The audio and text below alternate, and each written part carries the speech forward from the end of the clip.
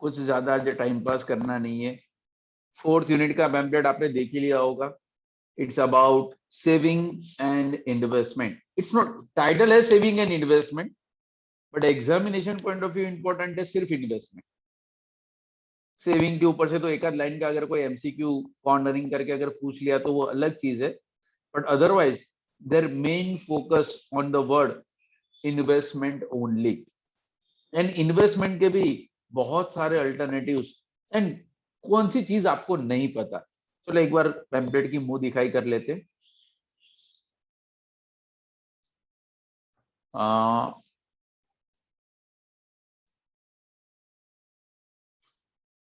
These are the investment alternatives. देखो, investment, bank deposit.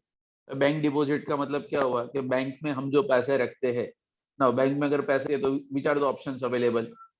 या तो वो करंट अकाउंट होगा, सेविंग अकाउंट होगा, या तो फिक्स डिपॉजिट होगा। हर एक को पता है कि what is current account, what is saving account, what is a fix deposit, ठीक है। उसके बाद अच्छा, बीच में तो चला भी गया, ओके, हाँ। जिस तरीके से बैंक के अंदर डिपॉजिट का ऑप्शन अवेलेबल है, same option is available with the post office also. हाँ, आपके यहाँ जो ये रेट ऑफ है ना, कि आपके पास जो पैम्पलेट की जो कॉपी है, it is as per last year. And आपको भी पता है कि 6.5% रेट ऑफ इंटरेस्ट अभी कहीं पे भी मिल नहीं रहा है। तो मेरे पास कॉलेज का लेटेस्ट मटेरियल अभी 10-15 मिनट पहले ही आया है।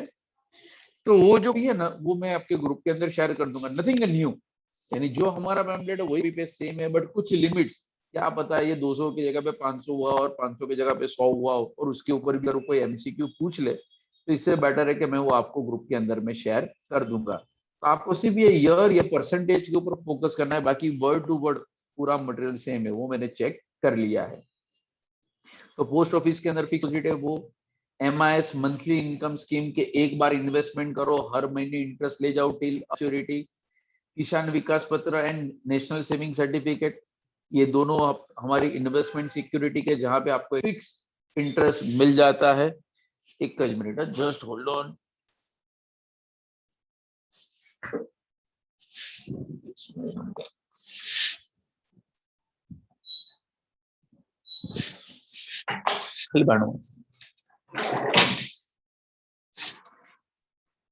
Yes yes, I am back. हाँ, तो किसान विकास पत्र एंड नेशनल सेविंग सर्टिफिकेट, ये दोनों आपकी government one kind of a security, it's investment certificate के जहाँ पे rate of interest period fix है। बट किसान विकास पत्र और एनएससी के अंदर एक ही डिफरेंस है कि यहाँ पे कोई टैक्स का एडवांटेज नहीं होता, जबकि यहाँ पे एटीसी का आपको डिडक्शन मिलता है। जिस तरीके से बैंक के अंदर हम फिक्स डिपॉजिट, पोस्ट ऑफिस के अंदर फिक्स डिपॉजिट करते, सेम वे कंपनी के अंदर भी हमारा फिक्स डिपॉजिट होता है। मेन फीचर्स क्या होता है, बाकी सारे फीचर सेम ही होते हैं। रेट ऑफ इंटरेस्ट 1 से 2% ज्यादा होता है। एंड कंपनी डिपॉजिट आपको पता ही है, कंपनी फाइनल अकाउंट आपने लर्न किया है, अनसिक्योर्ड के अंदर वो आती है। कंपनी का डूबी तो आपका पैसा भी वहां पे डूब गया। जबकि अगर बैंक के अंदर अगर आप फिक्स डिपॉजिट करते हो तो वहां पे there is some option, insure का ऑप्शन अवेलेबल होता है कि भाई 5 लाख तक का अगर आपका फिक्स डिपॉजिट है तो वो सिक्योर है।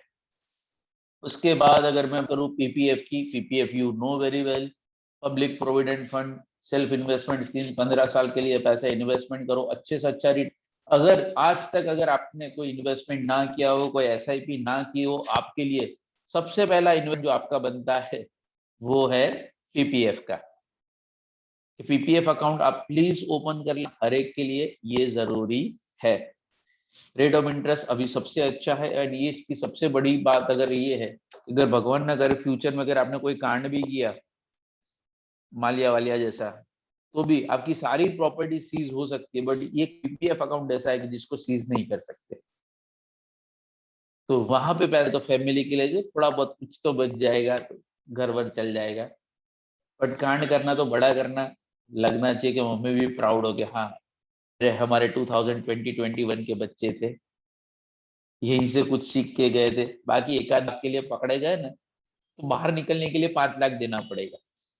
यानी करो तो इतना बड़ा करो कि हाँ, सामने वाले कि भाई देते देते भाई तू ले जाना, भाई 5 का किया, तुझे कितना हिस्सा चाहिए।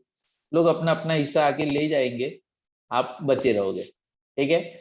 उसके बाद है बॉन्ड्स। बॉन्ड्स के अंदर government securities, government like a debenture, debenture you know very well, fix interest security है, ट्रांसफरेबल है, उसका एक रजिस्टर होता है जिसके ऊपर आपको फिक्स इंटरेस्ट मिलता है। बट बॉन्ड्स एंड डिबेंचर के बीच में उतरा, यानी कि गवर्नमेंट सिक्योरिटी की बात करें तो it is issued by the government, जबकि बॉन्ड्स या डिबेंचर के केस के अंदर होता है it is issued by the private limited और पब्लिक कंपनी। आरबीआई के रिलीफ डे अगेन ये बॉन्ड ही है, but it is issued by the RBI, तो वहां पे होगा आरबीआई के बॉन्ड है, इट्स गवर्नमेंट सिक्योरिटी। इस पर वीडियो लेक्चर आने वाला है, इसलिए मैं आज जानबूझ के फालतू में टाइम पास नहीं कर रहा। हाँ सर बस करो। प्राइवेट सेक्टर डिबेंचर्स यानी बॉन्ड्स बोलो, गवर्नमेंट सिक्योरिटी बोलो, आरबीआई के बोलो या प्राइवेट सेक्टर डिबेंचर, चारों के चारों थियरी सेम, बस फर्क क्या है, हाल हमारी पास पैम्पलेट है ध्वनि। हाँ यूविल में उड़ा करे जो अच्छे, अभी से वो करे कि लैपटॉप के ऊपर किस तरह से पैम्पलेट को स्टेपल किया जाए। हाँ सर तुमने वीडियो में देखा है आज जो पकड़ा ही गया, एग्जाम में कुछ अलग ट्राई करना तो ज्यादा बेटर होगा। ओके तो डिबेंचर्स के बारे में you know very well, public bonds, ये पांचों थियरी कॉपी पेस्ट सेम है। Types of shares, equity shares, preference shares, you know well, उसमें कुछ नया नहीं है। आई थिंक आपने कंपनी का स्ट्रक्चर पढ़ा था और इसके ऊपर वीडियो लेक्चर है, डोंट वरी, यानी मैं भगा नहीं रहा हूँ। एक की एक थियरी वहां पे भी सीखी और यहाँ पे भी सुननी की, तो यहाँ पे आते ही क्यों, कुछ नया लेके जाएंगे। हाँ चलो नोटबुक के अंदर हमें आ रहा काम का जो है वो right in the formula of this, तीन फॉर्मूला हमें ये यूनिट में से याद करने हैं कि जिसके ऊपर एक प्रैक्टिकल क्वेश्चन बन सकता है, जिसमें से पहला है the book value of an equity shares.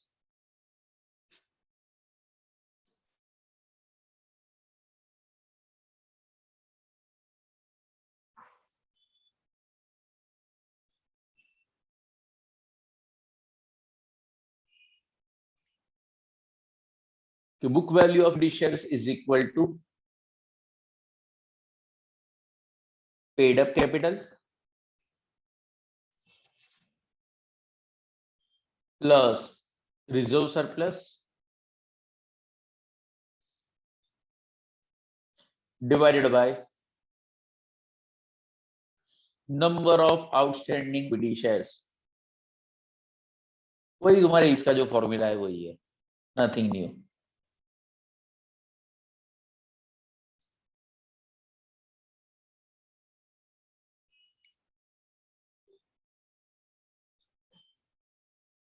पृथ्वी जमेली दो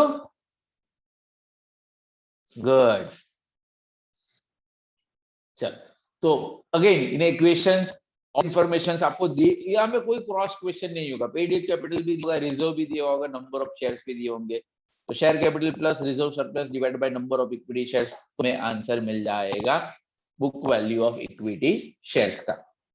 ओके उसके बाद ये रियल एस्टेट, हाँ मेन आपका जो फोकस होगा एमसीक्यू के अंदर वो होगा म्यूचुअल फंड्स के ऊपर, म्यूचुअल फंड के ऊपर ज्यादा फोकस करना, बाकी ये सारी टाइम पास है।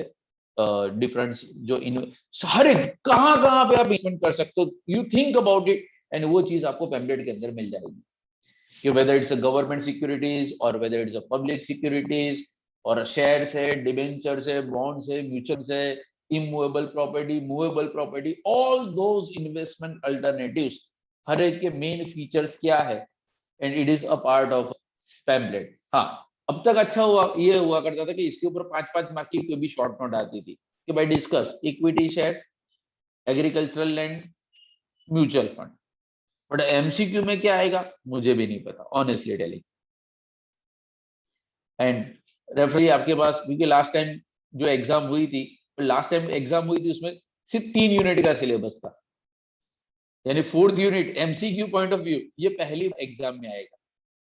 तो चलो 3 क्वेश्चंस तो आपको प्रैक्टिकल मिल जाएंगे, एक बुक वैल्यू अभी हमने जो डिस्कस किया उसके बारे में, एंड कहाँ गया, 21 मिनट, ये 2 क्वेश्चन कंफर्म आएंगे आएंगे एंड आएंगे।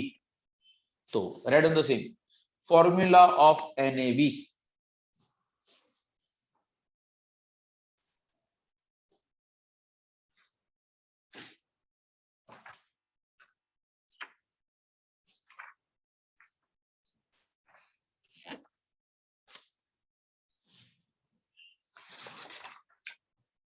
कि मार्केट वैल्यू हमारा पैम्फलेट में नहीं है, हमारी फॉर्मूला છે ને પેજ નંબર 16 પર છે આ આપણું યુવિલ છે બેટા બેકગ્રાઉન્ડમાં જો અમારું અને તમારું અલગ નથી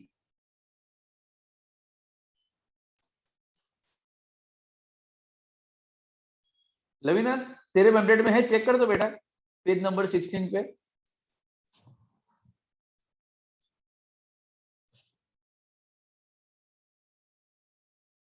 शुभनपुरा 17 पेज पर है सर 17 पेज पर 16 पर नहीं फॉर्मूला 16 पर जैसे 7 पर तो सम सर છે 16 पर જ છે 17 पर भी છે 17 पर भी हाँ छे भाई शुभनपुरा के पैम्फलेट में मिल गया प्रताप नगर ओपीएम फॉर्म कर दो आपके पैम्फलेट में है कि नहीं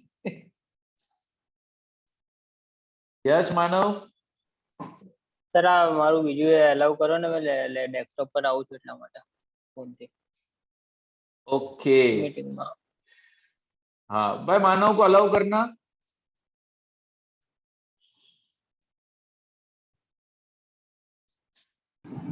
डन सर ओके चलो तो हाँ फॉर्मूला लिख लेना ये दोनों अलग अलग लिखना ये फॉर्मूला नंबर 2 है और रेट ऑफ रिटर्न ये फॉर्मूला नंबर 3 है फॉर्मूला विजिबल है हाँ હવે દેખાય sir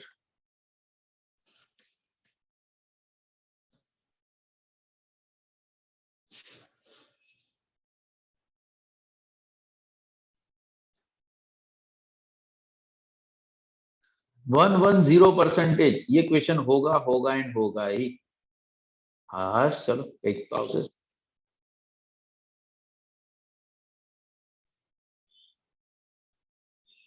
NAV is equal to market value of the fund's investment plus receivables plus accrued incomes minus liability minus accrued expense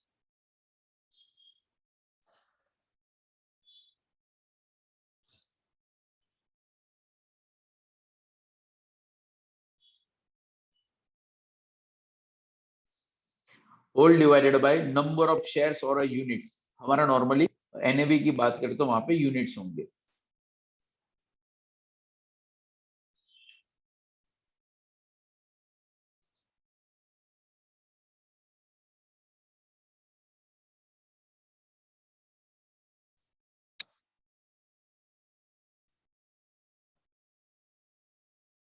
मानव तो पोर्ट्रेट કરીને બેઠો ને માનવ હા હા બેકગ્રાઉન્ડ ચકાચક સ્ક્રીન ફોટો પાડીને મોકલો મસ્ત લાગે છે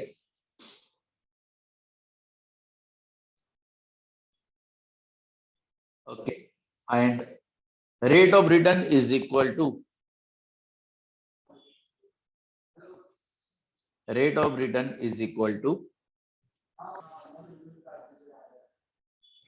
NAV at the end of the period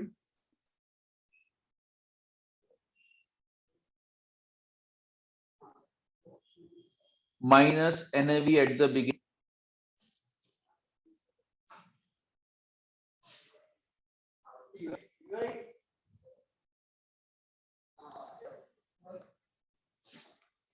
divided by NAV at the beginning of the period.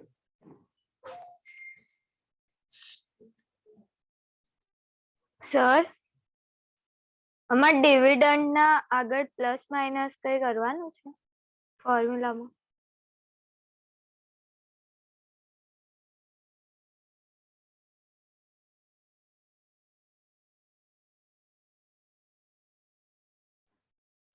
Dividend के आगे यहाँ पे प्लस साइन होना चाहिए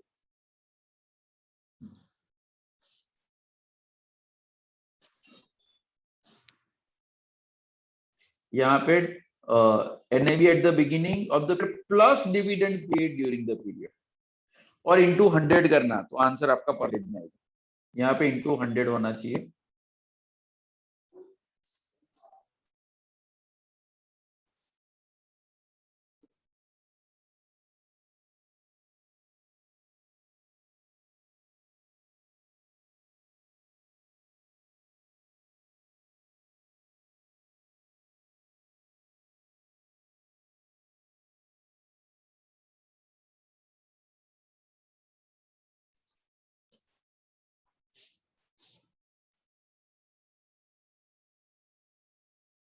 चलो डन। तो देखो यहाँ पे आपको इस तरह से एग्जाम के क्वेश्चन आएगा। पेज नंबर 17 के ऊपर आपको क्वेश्चन दिया है, देखो कि भाई नेम ऑफ द स्कीम, जो भी नाम दिया होगा कि particular by Reliance growth fund, size of the scheme 100 crore, face value of the share या तो यूनिट वो है 10, 100 को अगर 10 से डिवाइड करोगे तो नंबर ऑफ आपको कितने मिल जाएंगे, 10 करोड़ मिल जाएंगे। नंबर ऑफ कितने मिल जाएंगे, 10 करोड़। अब हाँ नीचे लिया ये नंबर ऑफ आउटस्टैंडिंग शेयर्स। अब value of the funds of the investment 180 crore, that is the beginning में। रिसीवेबल तो ये plus, accrued income plus, liability minus होगा, एक्रूड एक्सपेंस माइनस होगा। तो ये 2 3 आइटम को प्लस करो, उसमें से ये 2 आइटम माइनस करो, जो भी आएगा उसको नंबर ऑफ यूनिट डिवाइड कर दो, आपको एनएवी मिल जाएगी, दैट इज 18.1। ये सॉल्व क्वेश्चन ऑलरेडी आपके पैम्पलेट के ऊपर पेज नंबर 17 के ऊपर है। सर रिटर्न में into 100 ને કરવાનું. ये रिटर्न में करવાનો, આમાં એનએવી માં નહીં આવે, એનએવી માં તો 18.1 that is absolute answer. ના પણ એવું નહીં, મેં પેમ્પલેટ માં જોઉં છું ને તો નહીં. આપણે એવું મેં કીધું ને કે into 100 લખવાનું, પેમ્પલેટ માં કરી દેજે into 100. કોલેજના પેમ્પલેટમાં. હા कॉलेज નું પેમ્પલેટ કે આપણું જે બી પેમ્પલેટ હોય એમાં 100 લખજો, बिकॉज आंसर आपका परसेंटेज में होगा ऑलवेज। रिटर्न ऑन इनकम की अगर मैं बात करूं तो चलो एंड देखो यहाँ पे ये रहा क्वेश्चन लिखा ही है। अभी देखो इनटू 100 की 12.5% हो ही नहीं सकता, क्योंकि एट द बिगिनिंग कितनी थी 16, एनएवी एट द एंड कितना 17, तो 17 में से 16 माइनस करोगे तो एनएवी में इंक्रीज कितना हुआ 1, प्लस डिविडेंड कितना मिला 1 यानी 2, तो 2 डिवाइडेड बाय 16 इनटू 100 करोगे तो ही ये आंसर आएगा, यानी 200। यहाँ पे भी पैम्पलेट में नहीं है, पेज नंबर 18, तो यहाँ पे लिख देना into 100।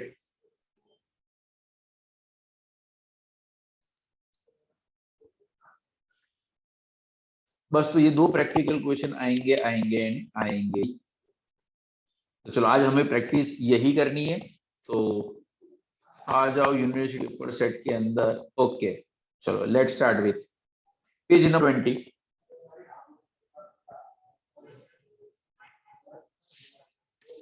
Question number 1A।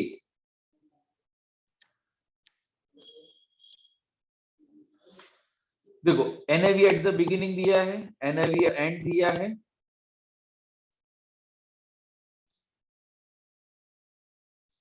Dividend paid दिया है एंड हमें फाइंड आउट करना है रेट ऑफ रिटर्न। तो run the formula first.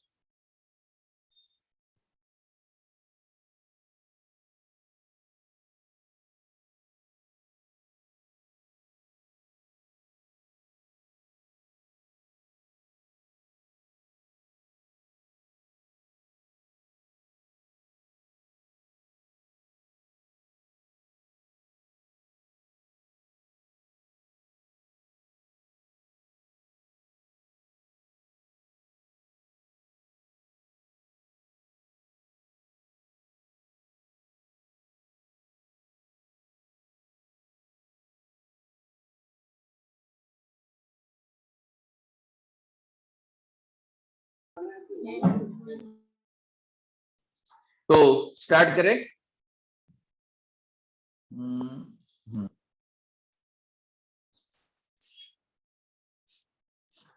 Okay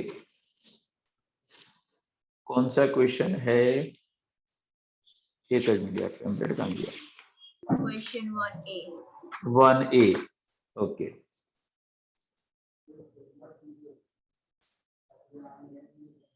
चलो तो ROI इज इक्वल टू चलो एनएवी एट द एंड कितना था 22 in the beginning 18 18 plus then 4 divided by NAV beginning 18 44.4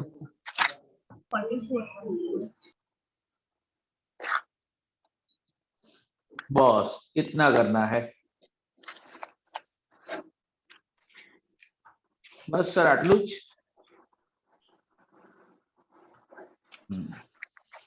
चलो same way B.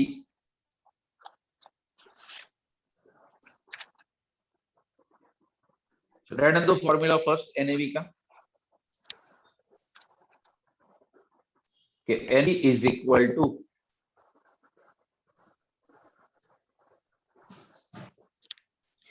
market value of the funds plus receivable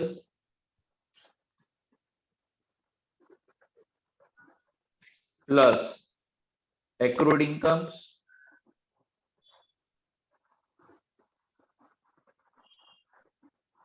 minus liability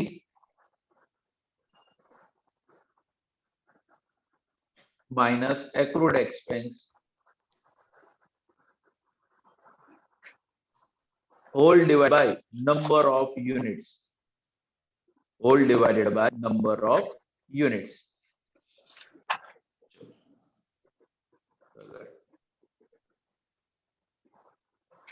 NAV की बात करें तो चलो market value of the investments कितना था? 120. 120 करोड़ प्लस रिसीवेबल कितने थे? Crore 2.5 0.5 minus 3.5 minus 1.5.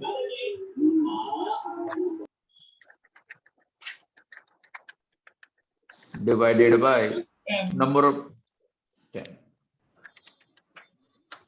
11.95 આવે તો sir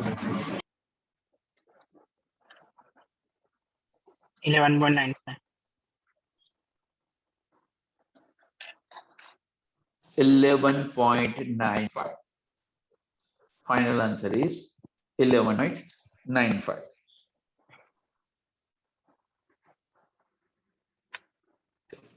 Same way. Question 3A.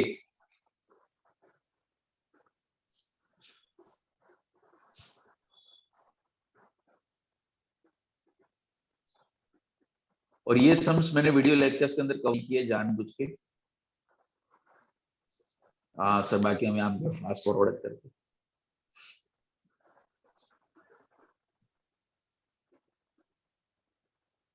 चलो ROI का पहला फॉर्मूला लिख दो। NAV एट द एंड दोनों फॉर्मूला लखो नहीं बेटा થઈ જાય।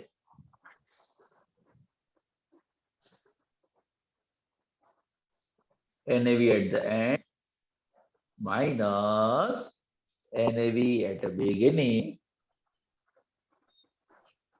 plus dividend whole divided by NAV at the beginning whole into 100। ये હવે अनम्यूट है। हाँ बोलो चलो मारो होशियारी। चलो NAV at the end कितना था? 44. 44 minus 28 plus 6 divided by 28 78.5, sir. 78.5%। 57 था, 57. 57 ले यार खुश था बस સર આની મેં કઈ મિસિંગ આપ્યો હશે? ना आज तक नहीं पूछा बट पूछा है तो उसमें गलत क्या है कि फॉर एग्जांपल आपको ROI दे दिया है कि 78.57% to find out the amount of dividend तो फाइंड आउट कर सकते हो कि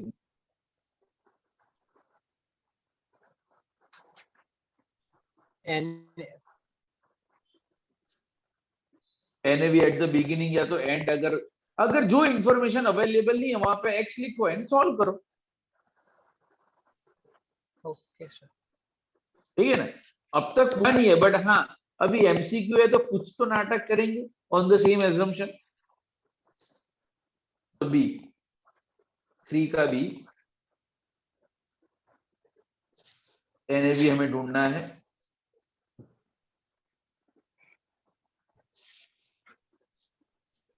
तो formula market value of the fund plus receivable plus receivable plus accrued incomes plus accrued income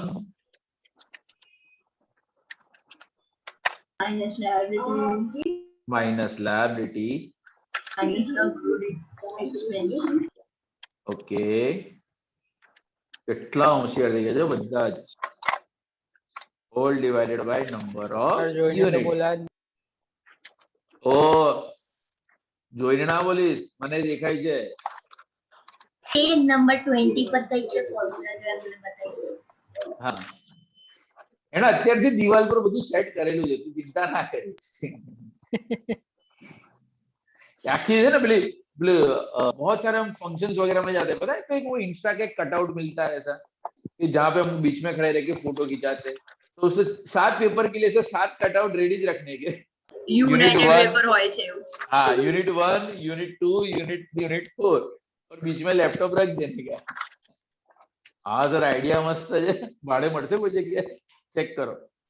okay, market value of the fund कितना था? 150. 150 One. Plus receivable 1 1 crore plus plus 3 3 crore minus 4 minus minus 1. minus 4 minus 1 10. divided by 10. 14.9. 14.9. Okay.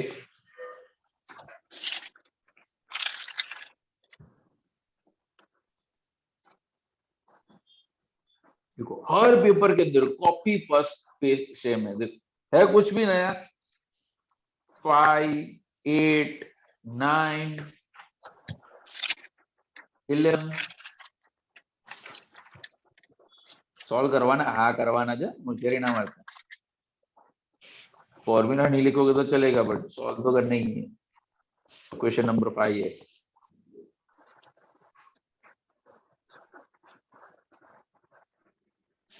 हमें ढूंढना है NAV, sorry rate of return.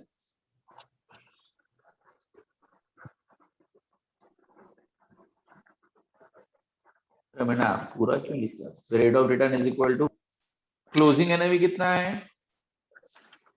45. अच्छा sorry 45 है। Opening 26. Dividend 15. Opening 26 200 130.77. 130। हाँ. ओ खतरनाक return.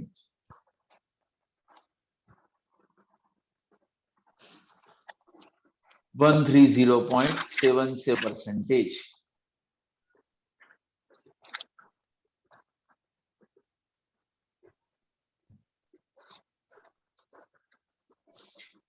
अच्छी कॉलेज में कुछ नया नाटक करवाया कि यहाँ तक भी नहीं पहुंचे?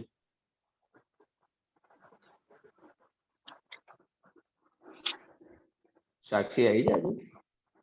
हाँ છે ને सर हाँ, मैं अटेंड नहीं કર્યું सर।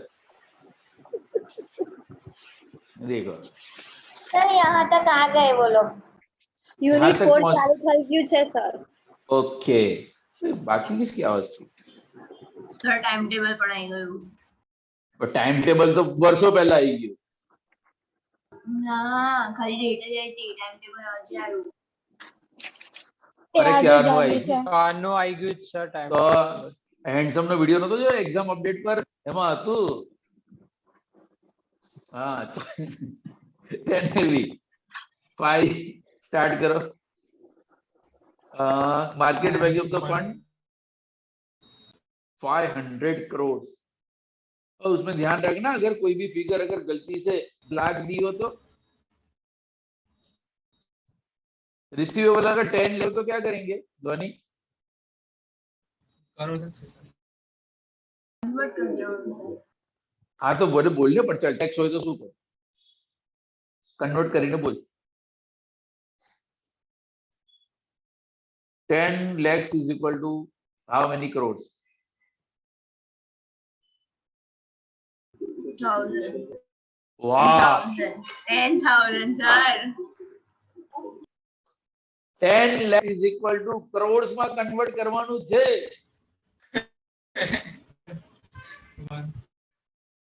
જો આ ઈશાન 10 lakhs કરોડમાં 1 થાય. 0.1 આવે. हाँ 0.1 1 बोलो या 0.10 बोलो जो भी. हाँ એટલે वो एग्जाम में इतना ध्यान रखना कि सर प्लस प्लस माइनस કરીને અને वो आंसर ही होगा. 10 वाला भी आंसर होगा, 0.10 वाला भी आंसर होगा. આ તો ये બહુ ખરાબ હોય, आंसर જ ના આપવો જોઈએ ખોટા ઓપ્શન નો. चलो तो रिजल्ट था हमारा 1.5 and according to 2 crore, liability 7 -3, number of units. हाँ अब यहाँ पे बोलो कितने हैं? 10 into ओ ओ ओ ओ 3108. हाँ साइज ऑफ द स्कीम कितनी है? 310 करोड़ और हर एक की प्राइस है पर यूनिट 3100 सर. 310. આવે 31 डिवाइड થાય. सर आऊ ना चला चीटिंग है. कुछ लोग कैसे होंगे तो वो पढ़ेंगे भी नहीं कि स्कीम है, सीधा 10 से डिवाइड आंसर 15.92. 15 point.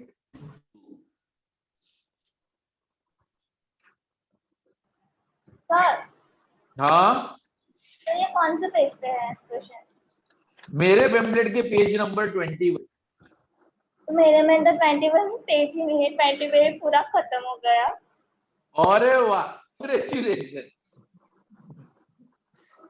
एक पेज ब्रांच पे जाके कलेक्ट कर लेना, उस स्टेपल में से निकल गया होगा.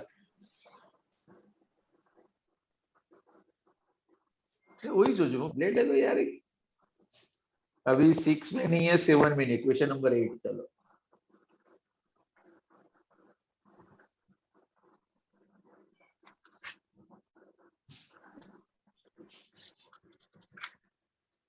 आज वैसे अपना वर्चुअल क्या बोलते हैं उसको फेयरवेल है. वो बोला कथा हुआ ना सत्यनारायण भगवान का, क्या इधर जमाड़ी लो. हाँ तो हम यहीं पे टाटा बाय बाय बोल देंगे. आज की पार्टी मेरी तरफ से. चलो क्वेश्चन नंबर 8 का 1 ये नहीं है 1 है, चलो 8 का में 1 एनएवी हम कैलकुलेट करना है. ओके कौन कौन सी इंफॉर्मेशन अवेलेबल है? Market value of fund 1400, receive है 20 lakhs, accrued income है 30 lakhs, liability है 10 lakhs, accrued expense है 10 lakhs. चलो नंबर ऑफ यूनिट बताओ. 100. 100.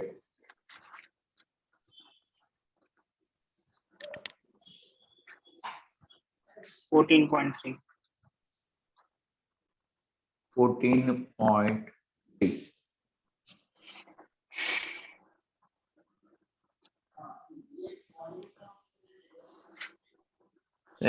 सेकंड जो है 8 का सेकंड वो है आरओआई के ऊपर.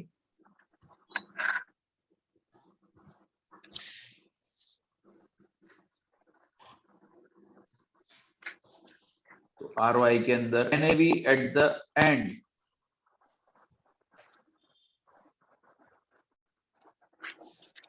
beginning,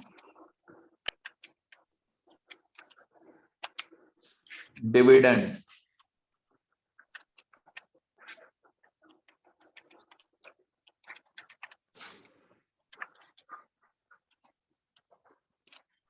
पृथ्वी आंसर कभी आरओआई का 20%. नेगेटिव हो,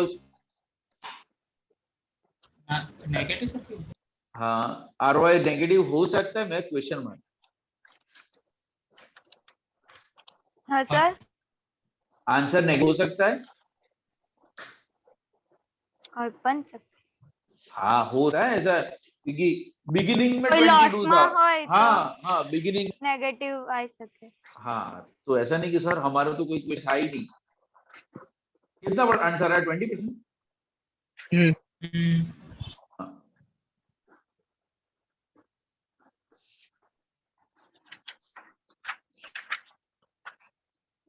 चलो क्वेश्चन नंबर 9 सॉल्व कर रहे हैं। आधे लोग तो निकल गए।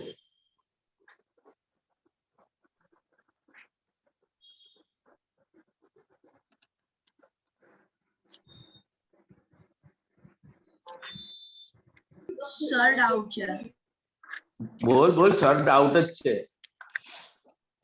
આ ક્વેશ્ચન 8 માં 1 છે ને એમાં જે 100 લીધો ને हाँ એ પણ ડિવાઇડ કેમ કર્યું પર યુનિટ अरे तो નથી बोले, આપ્યું अरे लिखा है साइज ऑफ द स्कीम क्या है 1000 लाख एंड हर एक की फेस वैल्यू कितनी है 10, तो 1000 को 10 से कैलसी पे डिवाइड करो तो कितना आंसर आया, नंबर ऑफ आउटस्टैंडिंग પણ यूनिट। પર યુનિટ ક્યાં આપ્યું છે આપણે ક્વેશ્ચન 1 માં મારામાં તો ખાલી આપ્યું 10 છે, જ લીધેલું મારામાં તો फेस वैल्यू આપી છે 10।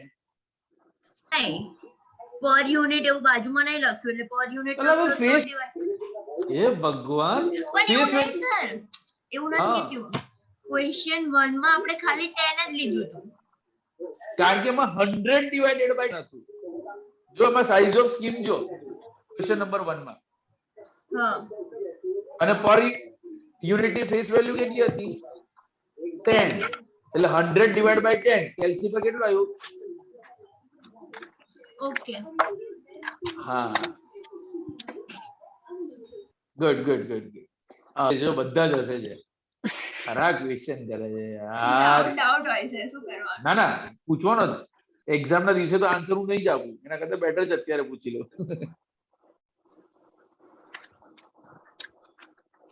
क्वेश्चन 9 का हाँ ए में क्या ढूंढ आरओआई,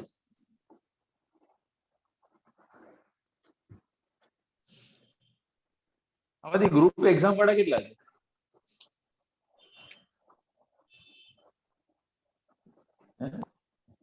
एक रूम के अंदर હવે તો 4 કેમિસ્ટ્રી ના ખબરી નથી ને। है ना ना જે આપણે જવાબ નહીં આપવાનો દેવાનું છે જોયું हाँ હવે આંબેજોડ ના नहीं सर, एकला एकला જ બેસીએ છે।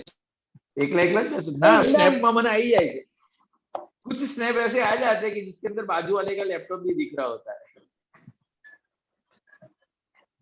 सर ये कोई और वापस कितने बेशरम हो कि ये वापस सोशल मीडिया पे शेयर करते हैं कि देखो हमने इस तरह से एग्जाम दी।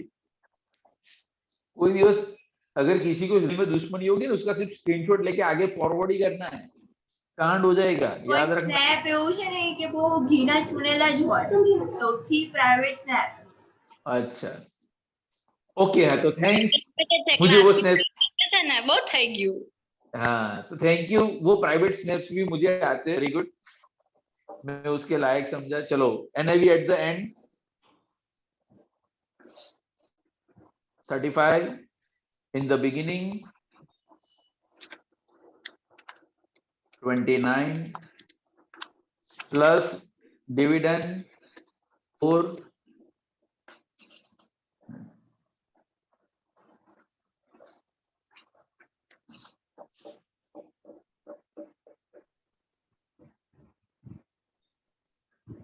ठाकर 34.48 34.48 34.48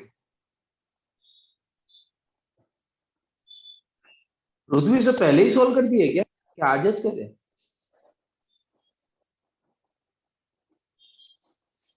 સર કેલ્સી પર જ કરો સાચું કહું એક લખ્યો નથી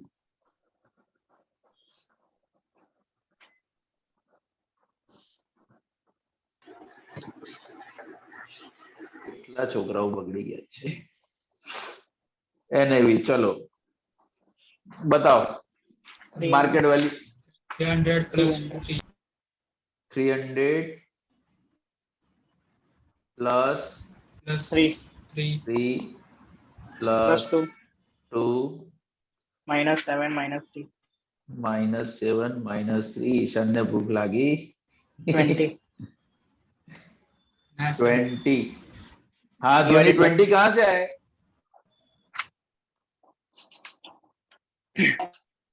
ध्वनि 200 divided by 10. हाँ 14.75 14.75 and last question of the academic for PFI हाँ मेरे accrued सब्जेक्ट expense की नहीं बात है बोला इसमें accrued expense नहीं है। अरे ना के तो नहीं મને આપણે ભાઈ લાવવાના નહીં અરે accrued expense લખ્યું છે પણ amount નથી આપી तो एक चेक करो ऊपर नीचे हो गया होगा एक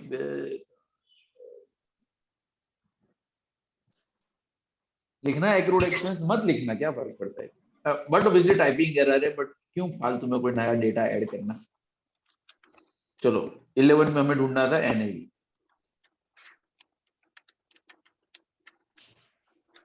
तो market value of the funds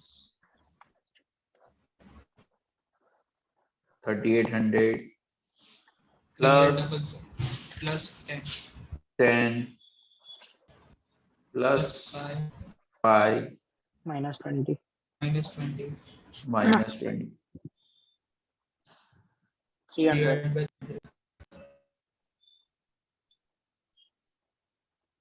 12.65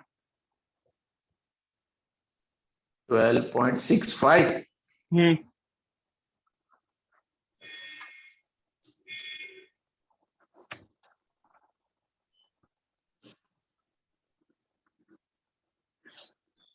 બી નથી अरे बी छेद नहीं ના એ बस अरे यार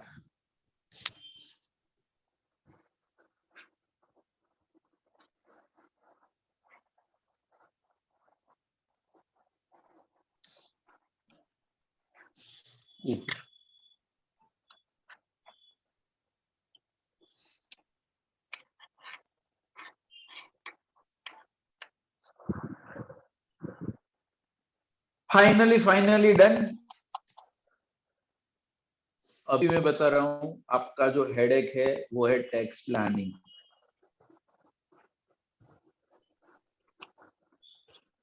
जितनी प्रैक्टिस करनी हो वो टैक्स प्लानिंग की करना एंड उसके लिए अगेन वो जो आपको पीपीटी पीडीएफ मैंने जो शेयर किया ग्रुप के अंदर हाँ सर ये तो शोधવું પડશે कोई फोल्डर में पड़ियो हશે हाँ बट वो ढूंढ ले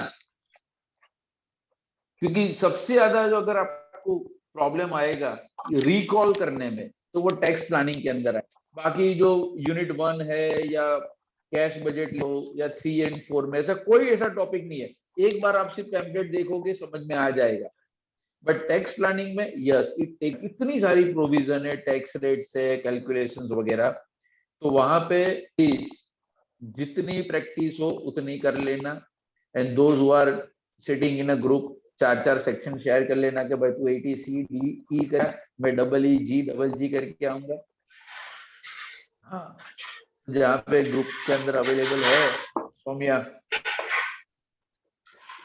तो उस तरह से बट सिलेबस प्रॉपर प्लान करना ऐसा ना हो कि उसमें भी ऑप्शन कि ना छोड़ना आ तो नहीं जावे तो 100% सिलेबस इज मस्ट कुछ भी हो जाए अभी भी 1 वीक का टाइम है कोई भी डाउट हो कोई भी क्वेरी हो अगर ऐसा भी लगता है कि भाई सर एक extra zoom session for any particular chapter provisions या अगर कोई पर्सनली अगर कोई डाउट है you call me. Evening time में I am always available. Morning में शायद रिकॉर्डिंग के अंदर हम हो सकते हैं, बट इवनिंग टाइम के अंदर कोई इश्यू नहीं है। रात को 12 साढ़े 12 बजे भी मैसेज करोगे मैं रिप्लाई करता हूँ क्वेरी का, एक्सेप्ट एग्जाम ड्यूरेशन। अभी मेरा नेटवर्क आउट ऑफ कवरेज होता है, otherwise I am always available. Sir તમે જ રિવિઝન કર્યા છે ને યુનિટ 1 અને 2 में वो 1 અને 2 માં રિવિઝન જેવું કઈ ખાસ છે જ નહીં સર હા। એકવાર ડિડક્શન વાળું રિવિઝન કરાવી દેજો ને। डिडक्शन वालों लेना कितना आ गया और Time कब નથી। कराऊं? टाइम नहीं तो किसी का जूम सेशन ऐसा है कोई वीक में कि जिस दिन किसी का जूम ना हो? હા ખાલી છે ને। काले નથી सर, काले सेकंड स्लॉट खाली है। सेकंड स्लॉट काले खाली। सेकंड स्लॉट में यार, सेकंड स्लॉट तो सोने का टाइम होता है, बहुत गंदा टाइम। आई प्लान કઈ નહીં સુવન ટાઈમે એવું થોડી હોતું હોય કઈ। अरे एग्जाम તમારી है, સર ને તો ઊંઘવાનો ચાન્સ મળવો જ જોઈએ। આ તો સર ભાઈ એક્ઝામ વખતે પછી કવરેજ ક્ષેત્રની વાતે બતાવવાનું। ना ना ना ना मैं आई प्लान समथिंग। ऐसा होता कोई एक्स्ट्रा सेशन प्राइवेट आईडी से भी मैं ले लूंगा तो वो चलेगा। तो एक दिन हम टैक्स प्लानिंग का रख देंगे और अपना paper by the way PFI का जिसके पास टाइम જોઈ લો। हाँ जो ले 12th को है सर, सैटरडे। और एसएनएल सैटरडे नाइट। ત્રીજું तो आपका भी एसएनएल जैसा सीन ना हो। तो we are live on Saturday. तो चलो ऐसा होता है फ्राइडे को भी नहीं, बट ये वीक में ही मैं कुछ प्लान करता हूँ। आई चेक विद फैकल्टीज कोई स्लॉट अगर खाली अगर रहा या एसवाई में अगर कोई मीटिंग ना हुआ तो मैं आपको ग्रुप के अंदर मैसेज कर दूं, तो एक बार टेक्स्ट प्लानिंग का हम रिवीजन कर लेंगे, ठीक है ना? सर 3-4 पे वेटेज है कि 1-2 पे? पार्डन सर यूनिट 3-4 पे ज्यादा वेटेज रहेगा कि यूनिट 1-2? ना ना equal weightage of unit 1 to 4। यहाँ पे ऐसा नहीं है कि भाई प्रीवियस यूनिट्स का वेटेज कम होगा और लास्ट यूनिट्स का ज्यादा। इक्वल वेटेज यानी कि अगर आपके कितने क्वेश्चन आने वाले हैं 5, तो you can expect 7 or 8 questions from each unit. અને સર 5th સેમ માં એવું થયું હતું કે 3-4 ના વધારે હતા, 2-1-2 ના ઓછા હતા। अब वो तो बोले नहीं किस के इस बार मैं गारंटी के साथ बोलता हूँ टेक्स्ट प्लानिंग के ज्यादा हूँ सर, वही नहीं चाहिए बाकी सब कुछ चलेगा। क्योंकि वहां पे तो गूगल करते तो बाजू वाला आंसर तो उसको भी भरोसा नहीं होता, क्योंकि हमारा और बाजू वाले 3 लोग एक साथ बैठ के एग्जाम देते और तीनों के आंसर अलग होते हैं। एग्जाम के टाइमिंग क्या है तुम्हारा सोमिया? બપોરે 4 4 વાગે। to 5:45 4 Wahge. 4 to 5 तो टाइम होता हो 4 बजे तो कोई एग्जाम होती हो, સર कितने लोगों का सोने का टाइम होगा कि वो शू करे। चलो wish you all the best. Doubt query के हाँ एक बार हम ये रिवीजन सेशन का कुछ हम प्लान करते, बट अगर गलती से हम ना मिले तो अभी से एडवांस में ऑल द बेस्ट।